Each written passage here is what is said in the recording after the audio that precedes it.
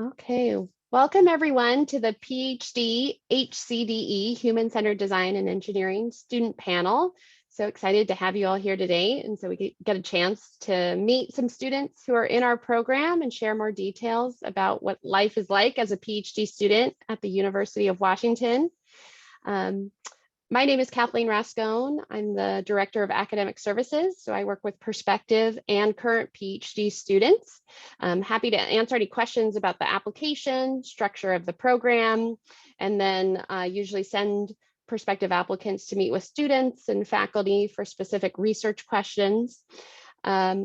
We have some great students with us today, and I'll ask all of them to introduce themselves and their research area and year in the program. So I want to first ask Yuliana to introduce herself.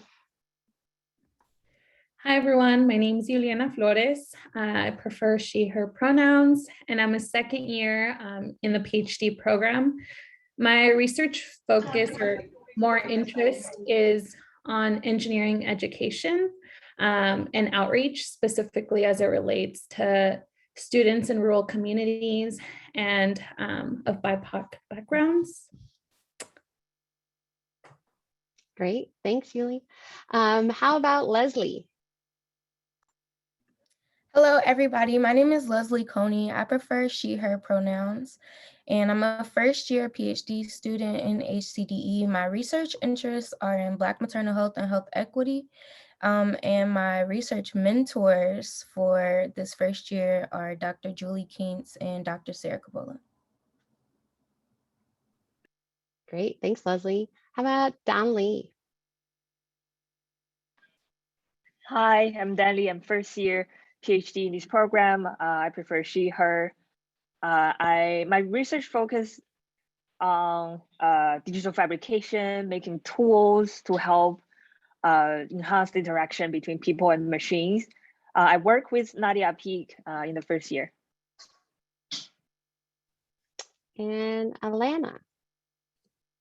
Hi, my name's Alainna. I'm a second year, and I'm also an MD PhD student. So I'm combining my interest in design and my clinical practice with basically with the question, how can we understand the everyday design work that clinicians do and empower them to enhance their own practices through that recognition. And I'm working with Beth Kulko and Jennifer Turns most closely, as well as a number of other faculty.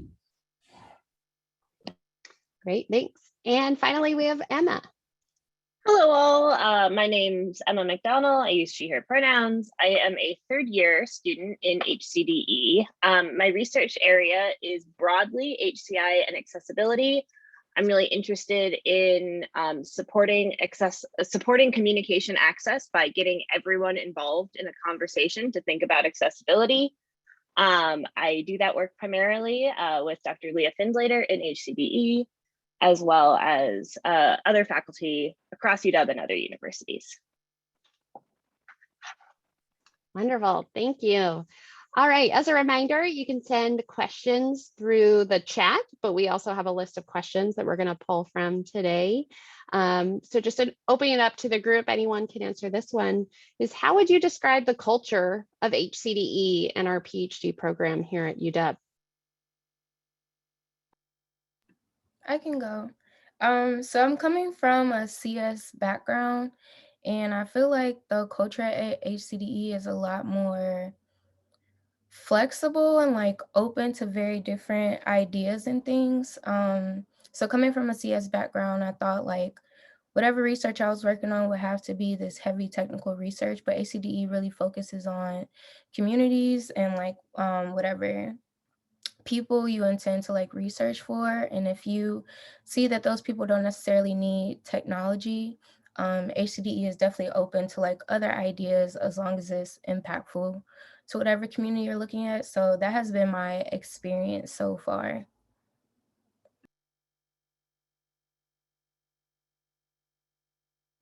Yeah, and I think one thing that I really noticed when I especially dug into the first year coursework was that the point of design is to be able to connect ideas that haven't been connected before and then create things that haven't been made before. And, in your work, maybe you make a thing, maybe you don't make a thing, maybe you study a system and create new knowledge about a system. Really, like, your output can be just about anything. It's whatever is appropriate for, an appropriate outcome for the questions that you're asking. And so, the first step in that is to figure out, how do I even enter a space that I want to study? How do I understand it from a designer standpoint? Design researcher, design practitioner, however you want to look at it. A lot of times it's PhD land, it's more design research. And then, how do you, maybe this is a little bit maybe coming from the work I'm doing right now, but in that space, how do you interact with other designers and non-designers to make the thing happen, whatever the thing is? So there's quite a bit of translation work that you could do too, depending on what your space is.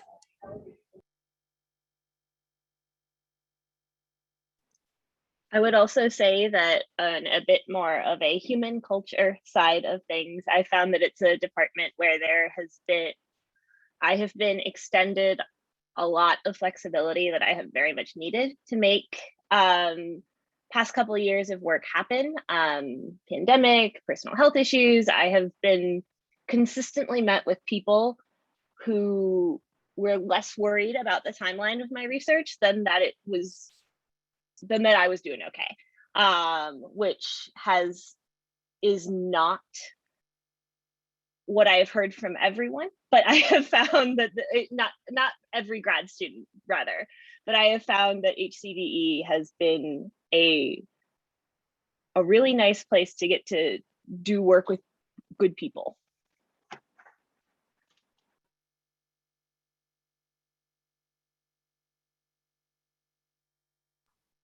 Emma, I'm curious because I think you are the student who's been here the longest of our group. Maybe touching on a little bit about the interdisciplinary component of our degree, like why a human-centered design and engineering program, and what impressions you have with those first 2 years of coursework, of what skills you're really getting from this type of degree. Yeah, that's a great question, Kathleen, and it's wild that I'm the one who's been here the longest of this crew, because pandemic has made time not quite feel like it progresses. But one of the things that is very cool about working in a department like HCDE is that it doesn't really have a canon or a field to point to. If you go and get a computer science degree, there's a pretty understood set of what it takes to train a PhD in computer science. If you go and get a sociology degree, there's a pretty set curriculum of what it means to be a PhD in sociology. Our department has professors who are both, which is wild in a lot of ways. That doesn't happen all that often. And it also means that there's a lot of flexibility for being able to draw on really different ways of knowing and understanding the world. It also means that our coursework, I have found, has been far more about how to do, our required coursework has been how to do research, how to understand qualitative and quantitative methods, thinking about design, and some of the shared theory that people working broadly, our closest neighbor is usually human-computer interactions. But then there's also been a lot of room in the curriculum to go take the classes that fit what you need. I kind of joke that I have a computer science degree, but I've taken more disability studies classes at UW than computer science classes at UW. So there's a cool aspect of a program like human-centered design and engineering is the ability to learn from a lot of different places and not be as connected to this is what human-centered design and engineering PhDs always need to know, because that's just like not a thing.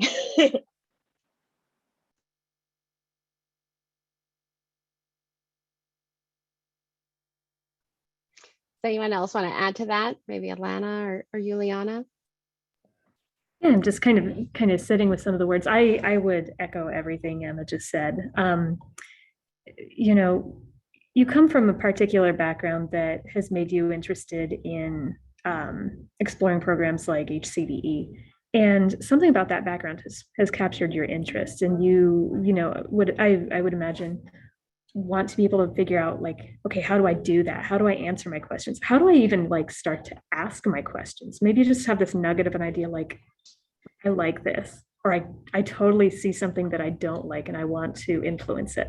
So, the first part of any PhD is going to be, getting everybody in the cohort on kind of the same page in terms of tools, and just kind of like give everybody a little bit of a launch pad. Like what Leslie took away from first year classes is going to be different from what I took away, but those classes took or gave us like a launch pad so that we could figure out, okay, can I, do I have a means of asking my question now? And it's kind of an iterative process. So how do I ask this question? What questions do I even want to ask? How would I approach answering them? And one of our first year classes in the first quarter is like the best class to start. Well, both of the first year classes are actually the best ones to start off with. One of them gets into something called epistemology, like ways of knowing, because every different field has a slightly different way of knowing.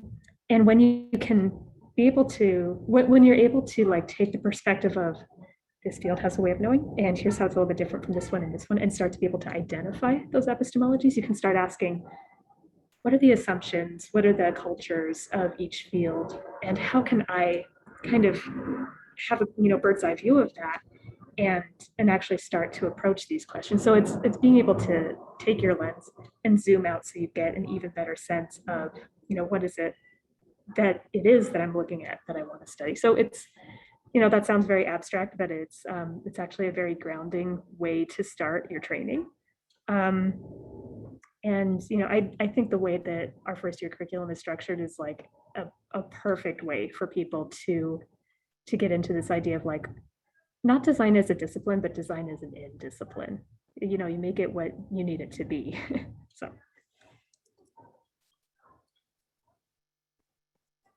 There was a very long-winded, like 75% baked answer. So. We have a question. Oh, go ahead. I was just going to say we have a question in the chat. Yeah. Wait, and I think partially the question is probably getting at wanting to hear about some examples of the projects you all are doing. And so I think just hearing a little bit more about what you're working on, and what you can share.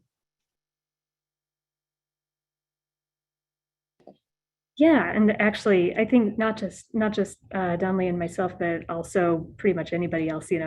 Everybody here has come from a pretty interdisciplinary, or is in a pretty interdisciplinary spot right now. Like thinking about what I know about Emma, your collaborations, and Leslie and Yuli, yours. How did we start those interdisciplinary conversations? Like, did we bring them in with us, or did they evolve once we started here, or was it both, or was it neither? So, yeah. Maybe somebody else talk first. I've talked a lot.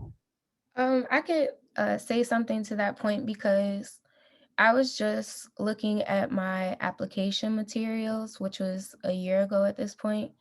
And what I wrote in my applications is kind of not completely different, but I would say it's more expanded now, because in my applications, I come from a CS background. I talked about like how Black maternal health could be influenced by mobile technologies.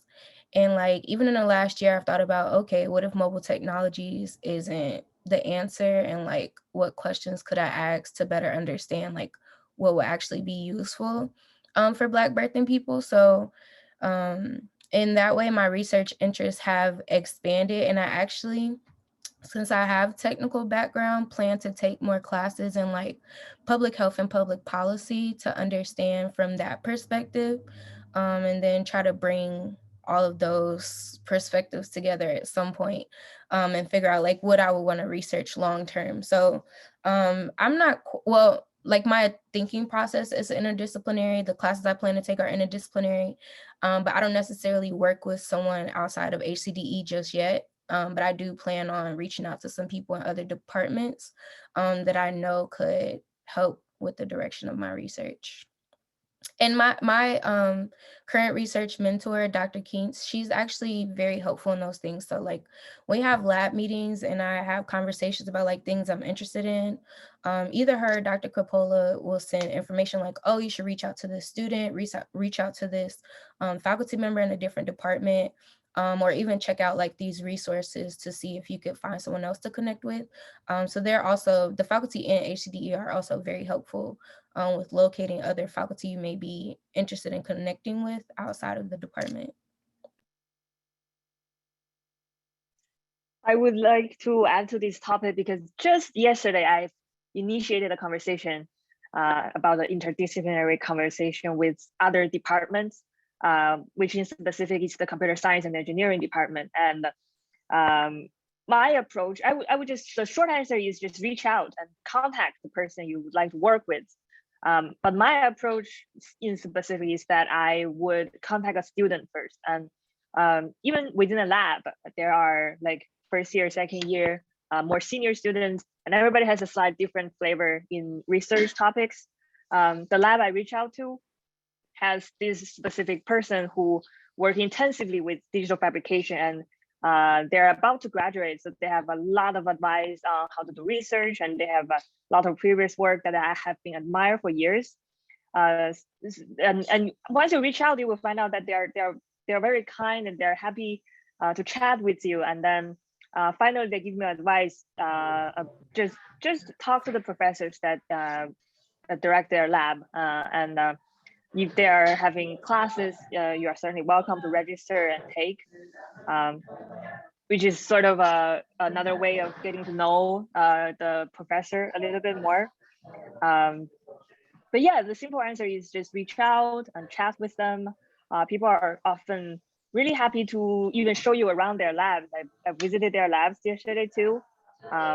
They also showed me the recent progress that's not like public yet about their research. So yeah, I would say collaboration is easy to establish if you really wanted to. Just to briefly hop on another, sometimes you get to do interdisciplinary collaborations because the professors you're working with are doing interdisciplinary collaborations. And that can be a great way to build up those working across discipline skills. It's not always all your job. I work with people in the computer science department at UW and at Gallaudet because those are the people who are on the grant that I'm on with my advisor. So that is sometimes it falls in your lap, and that is really lovely. I am also spinning up a collaboration with someone in the disability studies department that came out of coursework and conversations that have happened over time with a fellow grad student who's actually in computer science. So it's also just my friend. Sometimes you just get to work with your friends, and that's really fun too. So there's a lot of ways into it. I think as we've all described different paths in.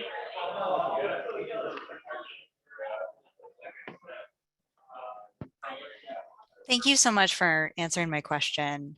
I really appreciate it. And thank you for hopping on. I only called out the specific folks I did based on my own areas of interest and background. And so I really appreciated what Leslie brought up about even bringing in interdisciplinary pieces that she hadn't had before the program. And I thought that was really cool. So thanks for bringing that in, Leslie. Yeah, and if there's anybody like here who you want to talk to more, like feel free to reach out to them. We're all happy to talk about our own more like personal experiences and more of our specific work. A question that comes up a lot when I speak with prospective students, and probably for all of our current students too, is what's your advice on navigating the initiative that it takes PhD students to pursue the research they're interested in? You know, Danli was talking about reaching out to people, checking in with labs, and how much guidance are you getting to steer you in the right direction of what to explore? Like, what does it really take to put you at this level for a PhD program that's different from another graduate degree where really you're being told what to take and what to study. And in this, you're really leading the charge. And so do you have any advice on just understanding what that takes and what that commitment really looks like? I would say, although I'm quite new in this program, it's only been a month or so. But I've spent 3 years in research in human-computer interaction. And one of the first things that my advisor told me is that sometimes you have to say no, and then sometimes you have to know what kind of project you want to take on that really would contribute to your thesis. But that's far from now. That's like in 5 years. Now I'm more like exploring what's available on campus, and HCI in the broader sense is situated in many departments, not only HCDE. There are CSE. I think Maggie has professors who also work in HCI, and there is the DX Art. Everybody's also welcome to just check their website for more information. But right now, I'm just trying to understand who are in this community and then who are working on the topics that I'm interested in. So eventually it's going to be doing only the project that's worth your time and effort. But really right now it's about knowing what's available and knowing who are willing to help you, I would say. And there's another take too. You can have a slightly longer PhD where you do a little bit more exploration. If you're coming in with a particular background where maybe you have a master's already, or you have a project that you've been working on from one angle, and now you want to take this angle on it. We have a first year who is doing very much that. She's coming from a health sciences background and has some very specific questions she wants to answer. And so I think she's probably still going to do some exploration, but for me, like, I actually have a limited amount of time to do my degree because I have to go finish another one that I'm on a leave of absence from. So my advisors and I have talked about, like, what is that balance between exploring, like, what is it that I actually want to be asking here, and actually getting it done. And my topic has changed completely from what I applied with. So, that can happen. That often does happen. But I also have that advising where my advisors have said, hey, try going down this path, or, hey, this path, it's an interesting one, but maybe it's too big of a scope for right now. Maybe take a piece of it. And they've also been pushing me at the appropriate rate about, like benchmarks. Like, we have a prelim exam, like, it's kind of like quals, but like it's chill. I think it's chill because I'll find out if it's chill in 3 weeks. And then, general exams, thesis proposal, and then thesis defense. So, in asking, like, am I ready to do these? My advisors have said, yes, you're ready to do it based on what you've been doing. And, they're not going to say, like, yeah, just go do it when you're unprepared. So, there's kind of this nice balance between you taking the initiative to explore the things that you think are interesting, or that you want to understand better. And then also, good advising, saying, okay, here's how to scope it so that you can actually, like, get the thing done. I had something to add to a question that was asked in the chat around, do we get to expand on research work if we have an area of interest, or is it more we get to choose from a list of projects that are available? So my current research mentor, she actually works with more like children and families, so you can see how that aligns with my research work. But I'm not necessarily interested in the children per se. I'm more interested in like the birthing person during pregnancy and postpartum. And so even though those two things are slightly different, like they still align, I'm actually helping out another student in our lab with some research this quarter as my first rotation. And then completely unrelated, I'm helping I don't want to get the title wrong, but I think she's an affiliate professor, Dr. Danae Ford Robinson, with a project that just has nothing to do with my interests at all. But I'm learning a lot about like conducting research studies and interviews and things of that nature. And so what you want to work on is probably a bit more solidified further down in the program, but you have the flexibility to like join other projects and things just to get down those research skills that you'll need to be able to pursue your own research. But long story short, you can have your own research interests, and the alignment with faculty members is just so that they could advise you in a good way, like properly. So yeah, that's what I would say my experience has been so far. And there's some faculty who have grants where, they'd love to have a student working on that project, and that's where the student's funding comes from, excuse me. And then there are others where, maybe there's not that, constraint's the wrong word. There's some students who are working on projects that are derived from their advisors' projects, and they're pretty aligned.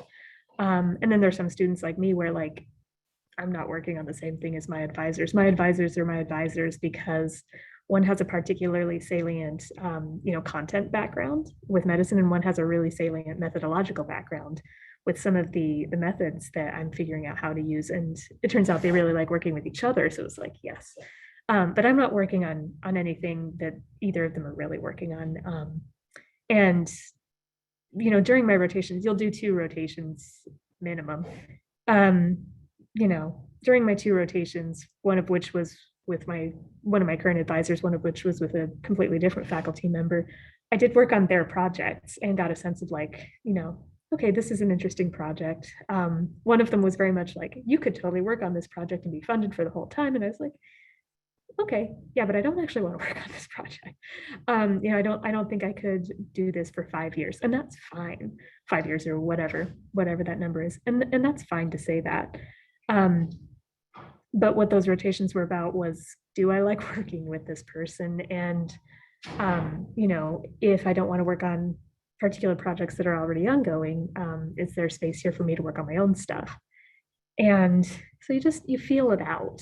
And, ultimately, like, you're going to be the expert in the thing that you study. So at some point, like, you are going to be not just your advisor's project. If you have an advisor whose project you're working on, it will still be like your piece of it. Or, you could start out kind of early in the shoot saying like, I want to work on this. This is what I'm working on, and pursue that too. And either way, you're going to become that expert in that tiny little area. So.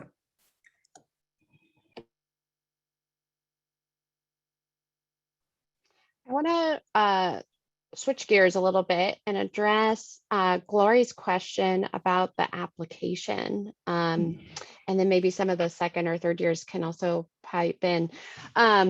So in our application, we have 3 statements that we require. It's the research summary and the faculty names. Then it's your statement of purpose, and then the diversity, equity, inclusion statement, which now is required. It used to be optional. And then you also have transcripts, letters of recommendation, resume or CV, and then if required, English language proficiency. So with those 3 essays that we require, it can get confusing sometimes for students because you're thinking, well, everything I'm introducing in my research summary, I'm going to touch on in my personal statement. Are they supposed to be different? Are they the same? And I think of it as that research summary is your intro to your application, where you identify your research questions and what you want to explore. We read that when we first get your application after the deadline, we go to that section and we look at the faculty that you name and the broad interest that you have, and that guides us on who we should give your application to actually review it. So it's really important to think about the faculty that you see as potential mentors who have research alignment, because we're using that information to figure out who could be your champion, who will want to advocate to work with you, and who should have the first eyes on your application. And then you get to dive deeper into your personal statement and answer all of those why questions. Why is HCDE the right place to do this type of work? what more deeply do you want to explore in your research questions? And what type of mentorship do you need to do this type of work? And I often broadly think of it as, why are you ready for the support of an academic department to do the research that you want to do? Why can't you just do this research in industry or on your own? Why do you need a Research One full institution to support this type of work? And specifically, why here with us? And so, Gloria, I just wanted to touch on your question and see if you may have any follow-up questions. But if any other students want to add in anything about the application or details that they share, if they've read applications on behalf of their faculty mentors, any advice that they have. One overarching thing I wanted to start with is, okay, so like applications are due in December. The experience you have is the experience you have. There's a certain amount of like, if PhD planning is a long-term thing, like there may be, sometimes there are credentials that like are more directly relevant, but if you're coming from a background that, like I think you mentioned maybe a bachelor's in chemistry, but you've been working in product design, the thing that can be really cool about an application is it's about showing us why your experiences make you ready to do this. Like if you're applying to a PhD and you have a research agenda, I think a lot of times it's a lot less about having the exact right credentials than it is showing us how the experience that you have makes you ready to do a PhD, interested in doing a PhD, that HCDE would be a good place for you to work. So I just kind of want to encourage people who might see their background as less like exactly in line with what the department is, as not a necessary stopping block. Like if you can tell a good story about yourself, that can a lot of times be far more relevant than like the department that's in front of the degree that you have. I don't know if others have resonated with that, but that's. Yes. I just had this experience a year ago. So my previous resume before I made my current resume was actually very like tailored to me trying to get internships in undergrad. And so I showed my resume to a current graduate student who I went to Howard University, and she was a Howard University alumna, and she looked over my resume and she was like, these are all great experiences, but you don't describe them in a way that someone in academia could understand like how these skills apply to research. And so I rethought all of my experiences and like, what skills did I get out of this experience that could be applicable to a research program? And I like completely reconstructed my resume, like the exact same experiences, but I just explained them differently so that people could understand like how what I was doing is actually related to what I want to do. So that was a very eye-opening thing that happened for me during my application process. And I will also say that I feel like I just lost my train of thought, but yes, just I definitely talked to a lot of current graduate students during my application process because I didn't think I was a traditional, like ready for graduate school person. I actually graduated from an R2 institution. And so I didn't have many research opportunities in undergrad. I did a couple, but I felt like the people who I was like in the applicant pool with, they had like all of this research experience with like professors at like Stanford and Georgia Tech and all of those things. And so it's really about like how you take your experiences and show how they've given you the skills to be applying this degree and how you'll further those skills in the program. So my application story was basically that I was undergoing an intellectual crisis, and I was a neuroscientist and was building brain-computer interfaces and realized I actually want to ask a totally different set of questions, because as a clinician in training, I was also thinking about like, okay, great, how does the brain work when we give it stimulation? For therapeutic purposes, we're doing all this cool medical device research. It's very mad science-y, very cool.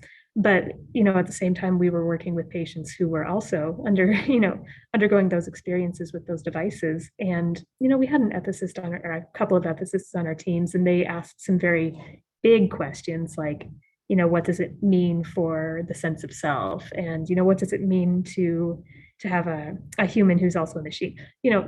Interesting, like human-based questions, but they weren't questions that were directed towards like, what is it like for this patient and their family members, and they're managing, physicians in their own home communities to have this, like, what is the human experience of this? And are we building the right thing? And I just didn't have the means to ask that question. I didn't know how to ask that question, and I definitely didn't know how to answer it. And then I realized, this is actually going to take a field change for me. And then just started talking. And I had a colleague who came from this program, and she was like, go talk to these people. And kept talking to faculty members, and eventually thought, okay, you know what? I do need to make a change. And so I came in with a big question and no background. I specifically came in saying like, okay, I have a little bit of experience, like doing some like user-centered design, but I kind of taught myself how to do it, and I'm not like a designer. I did it, a handful of times, just on a super low level. Like I had a little tiny portfolio that I didn't even know was called a portfolio. And so, I learned a lot first year, but I was able to tell that story about like, look, I know that I need to be in this space, and I don't quite know how to articulate that, but here's what I've been working on. Here are my questions, and here's how you can help. Here's how you can help was, help me be a designer, because I'm pretty sure this is where I need to go.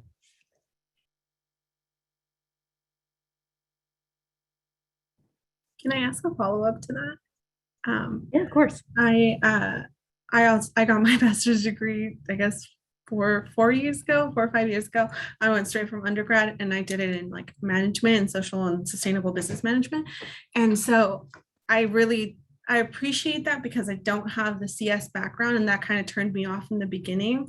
But I just want to hear, how was that first year for you? Like, were there like specific classes? Like I have now built a portfolio, thankfully. I've worked on a lot, like I have these big names behind me, but I'm still kind of scared, like I don't have that traditional CS background. I think in those design terms, but it's hard to translate that, in a paper, in a statement of purpose, like, Yeah. So a lot of people in the department do work on HCI related things. A lot of people don't. I don't.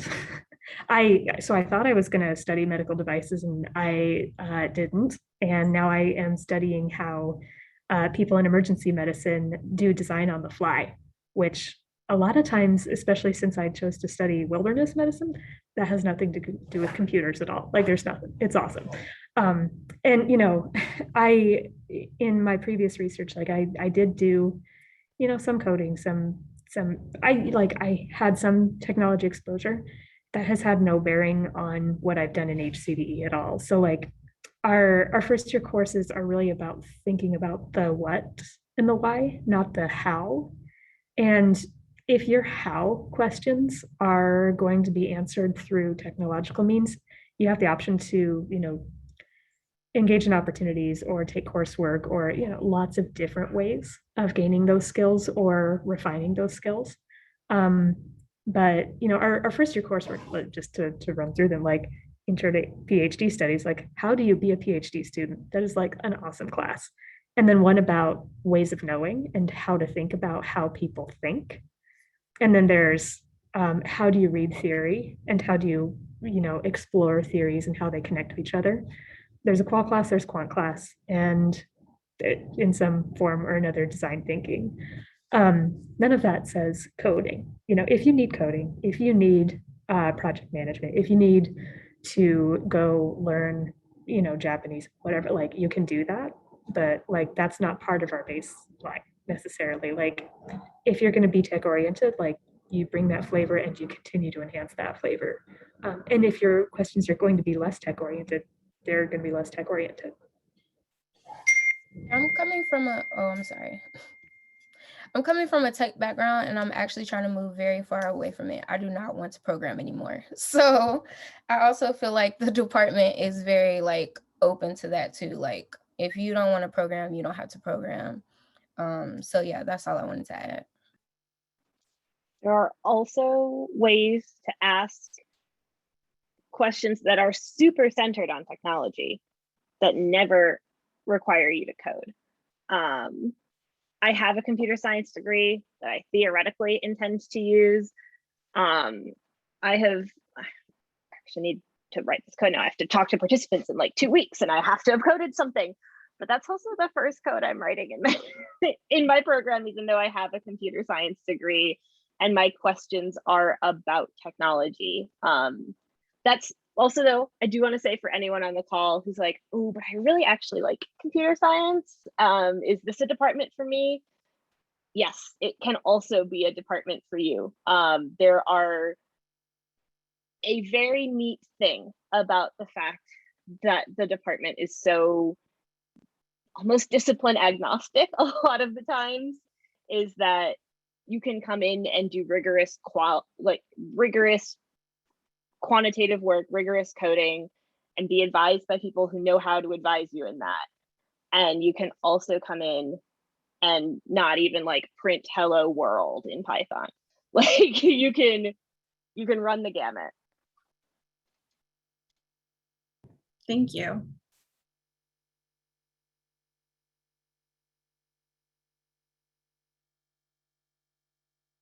So we have a couple of questions in the chat about just like, work experience in data science. How can I present my HCI research?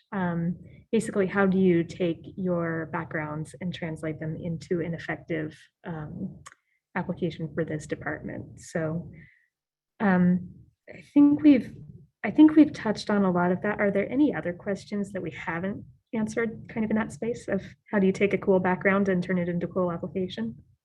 Because they're all cool, and I'm convinced they're all cool. Like not worried about that. You decided to show up here, so you have something that's excited you, and now you want to do something new with it. So yeah, any questions that we haven't answered kind of in that space? In the meantime, I think a good question for students could be, how did you know to pick HCDE when you were searching PhD programs? What solidified it for you? So I have a very interesting background. I actually got a bachelor's in HCDE. So I was very familiar with the department, but as an undergrad, I didn't really work with any of the faculty I'm currently working with. But I knew I was interested in education and, equity, especially as it relates to who has access to engineering education. And I really liked HCD's method, right, of approaching problems, which is really to think about your target population or the population you're really interested in. But again, a lot of my peers were very into computer science, something I wasn't really passionate about. They really wanted to work for industry with tech companies, and that's something that I just knew from the start wasn't me. So I transitioned to a master's in education. I did a 2-year program, but was still very involved with HCDE, especially with outreach efforts, recruitment. And as I was applying to my PhD program, I realized that education as a college, essentially as a college of education wasn't the right fit for me, because as Emma mentioned earlier, it has a canon of work that they're used to, right? And faculty can be doing amazing things, but at the end of the day, the questions I was interested in, the method I was interested in using just wasn't the right fit with faculty in the College of Education. They kept in their own way pushing me towards something that aligned to their work and their interest. And that just was off-putting to me, because I felt like my work wasn't good enough, or, I wasn't asking the right questions. And thankfully since I was still connected to HCDE, whenever I had conversations with the faculty I'm currently working with, and her name's Jennifer Turns, she inspired me to keep asking questions. She would get excited every time I had a conversation with her. And so that just made me realize, as leaving HCD was really good for me to realize what else exists out there in the world of academia, to really know what the world of education also looks like, and learn their theories. But it was nice to come back to HCDE and realize, because they're so interdisciplinary, I constantly keep thinking, how do I tweak my questions? What theories can I pull from other departments that I really like and want to engage with as I work on my own interests? And so just, again, I realized HCD was the right fit for me for a PhD program based on the connections I had and the way that, if they're excited about your research, even if it doesn't completely align with theirs, they'll work with you to make it work. And they validate your research questions. And it's amazing to have that support, especially when you're going to commit to something that's 4 to 6 years in the work. So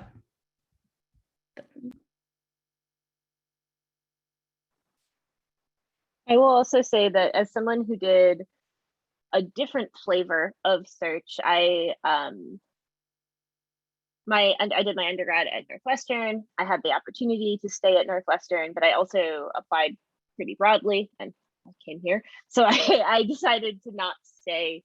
It is weird and hard to figure out where you want to go, especially in a program that through maybe you got around to sending someone an email in December, but maybe also your personal statement didn't exist until December 7th. So you weren't on your game because you were trying to be an undergrad as well. Totally hypothetical, not at all. That's where I was at. But you get a visit day, you get phone calls and emails with the people you will maybe be working with, but it's also a lot of a shot in the dark. I remember sitting at PhD visit days, people being like, I don't know if I'm a good methods fit. And I'm sitting in the corner being like, I don't know what a methods fit is. Not sure. I don't quite understand that. I feel like I got very lucky in the choice that I made, but I feel like a big thing I was paying attention to is the people I would be working with. And if they, the department does play a big role, especially because in HCDE, we're admitted to the department rather than to individual faculty. There are programs where the admissions decision becomes, does this faculty want to work with you? Then you're admitted to the program as their student. That's not HCDE. But you're going to need a committee chair eventually. And the people who are going to be your mentors and who you're going to work with. And being able to see people who seemed like they were going to be on board with how you were thinking, and both about research and about life as well, can be really, got a little lost in my thoughts, bring it home. But part of how I came to HCDE was that the people and the research questions lined up. But also I do want to acknowledge that it's a lot of trusting your gut in the shot in the dark. So we're giving answers as if we made, sometimes we give answers as if we made, as if we actually had all the information we do now that has affirmed that this was a good choice. And it is okay if it doesn't feel like that at the time. I have another experience. So like I mentioned before, I graduated from Howard University, which, if you don't know, is a historically Black university at HBCU.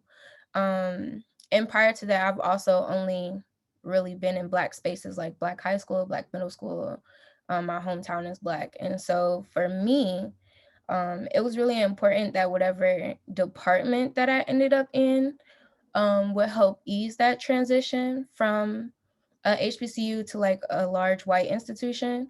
And so it's been a struggle, if I'm being honest, but like in general, been a struggle. But my current research mentors, Julie and Sarah, they have been amazing with like supporting me through this transition, because they understand like where I'm coming from and how taxing a transition like this abruptly can be.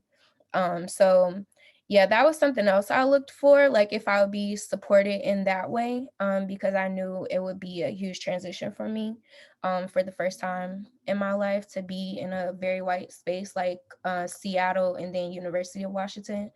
And so, yeah, that was what I was looking for in faculty, what type of support I would receive as far as like emotional and mental support.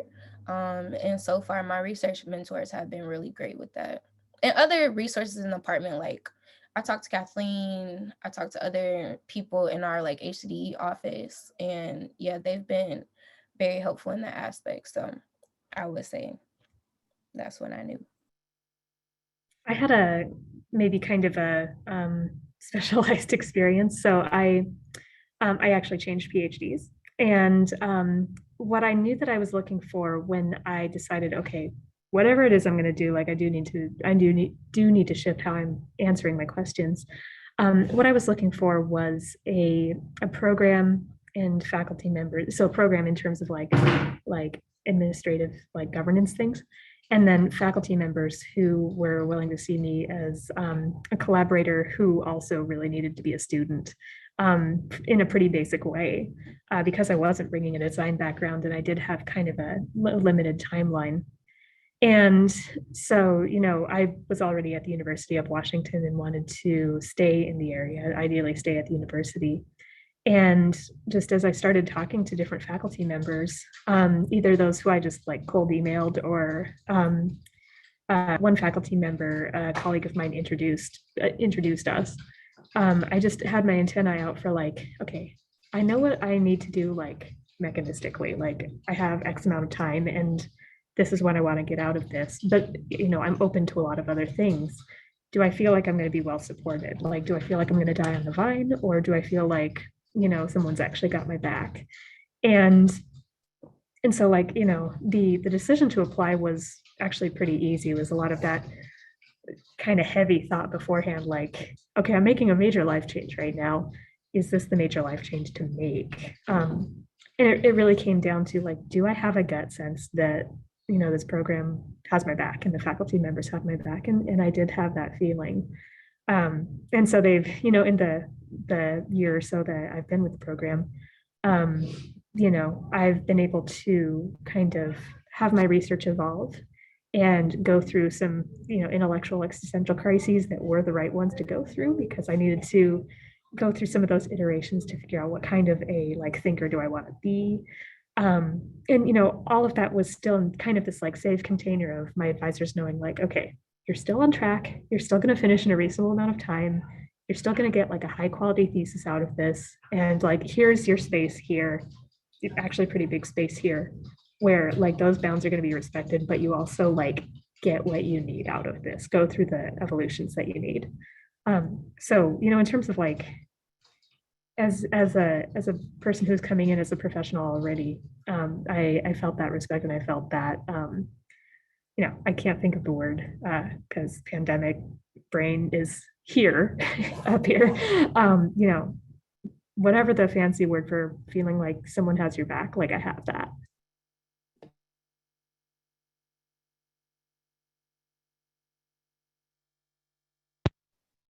Awesome. Well, it's 12 or in our Seattle time, it's 12:58 right now.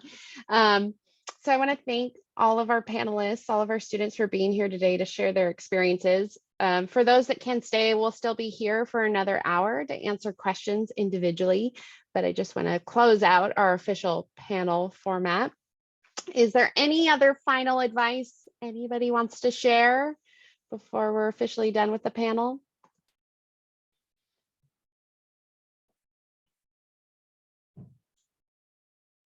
I already mentioned this, but I just want to reiterate like the fact that looking back on my application materials just a year ago, I feel like my thoughts and understanding of research and things have expanded so much. And so when you're applying, it's not an end all be all. Like, you have time and space and opportunity and flexibility in HCDE to evolve and grow from that point. So I would say don't, because I feel like I was going crazy in my application process, like making sure I put all the right details in there and things. And now it's like, I may not even look at the research questions that I put in there. So it's okay to grow and evolve from whatever you put in your application, and good luck to everybody.